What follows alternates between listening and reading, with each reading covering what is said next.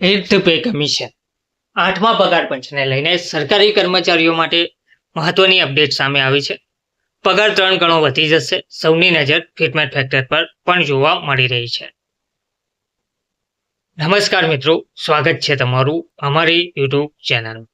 મિત્રો, 8મા પગાર પંચને લઈ સરકારી કર્મચારીઓ વચ્ચે લાંબા ગાળાથી ચર્ચાઓ ચાલી રહી છે. સૌથી મોટો પ્રશ્ન એ પણ આવ્યો છે કે 7મા પગાર પંચની તુલનામાં 8મા પગાર પંચમાં છેવટે કેટલો પગાર વધશે.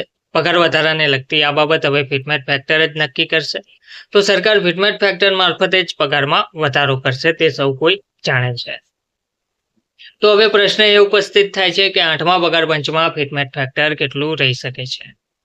તો અત્યારે તો ફિટમેટ ફેક્ટર અંગે અનેક પ્રકારના અંદાજ વ્યક્ત કરવામાં આવી રહ્યા છે, પણ સરકાર તરફથી આ અંગે હજુ કોઈ એવી સ્પષ્ટતા કરવામાં આવી નથી કે આટલું જ ફિટમેટ ફેક્ટર રહેશે.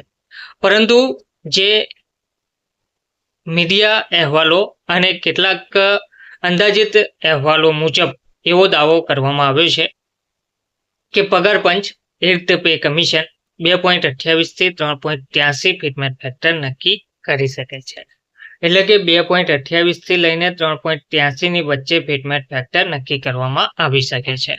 હવે જેટલું વધારે ફિટમેટ ફેક્ટર નક્કી કરવામાં આવશે તેટલો વધારે કર્મચારીઓ પેન્શનરોને ફાયદો જોવા મળશે. એટલે કે તેટલો તેમના પગારમાં વધારો જોવા મળશે અને બાકી રહેતું એરિયસ તો પણ ચૂકવવામાં આવશે. તો આ સાથે 1 જાન્યુઆરી 2026 થી પગાર વધારાની અસર લાગુ થશે, ત્યારે સરકારી કર્મચારીઓને એરિયસ પણ મળશે. બીજી બાજુ મોંઘવારી ભથ્થું એટલે કે ડીએ શૂન્ય કરવામાં આવશે. હાલમાં સરકારી કર્મચારીઓને 60% ડીએ મળી રહ્યું છે. તાજેતરમાં જ તેમાં 2%નો વધારો પણ કરવામાં આવ્યો હતો. 1.1 કરોડ લોકોને આનો ફાયદો થશે. 8મા પગાર પંચની માંગ ઘણા સમય અગાઉ કર્મચારીઓ તરફથી કરવામાં આવતી હતી. સરકારે ગયા વર્ષે નવેમ્બરમાં 8મા પગાર પંચની રચના કરી હતી. આ પંચની પાસે 18 મહિનાનો સમય છે અને પંચ વિવિધ ભલામણોના આધારે પગાર તથા પેન્શન સ્ટ્રક્ચરમાં ફેરફાર કરવાની યોજના ધરાવે છે.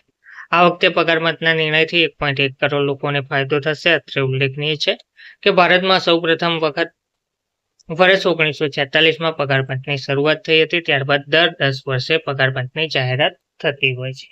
હવે આ વખતે ના ફિટમેટ ફેક્ટર પર કર્મચારીઓની નજર મંડાઈ છે.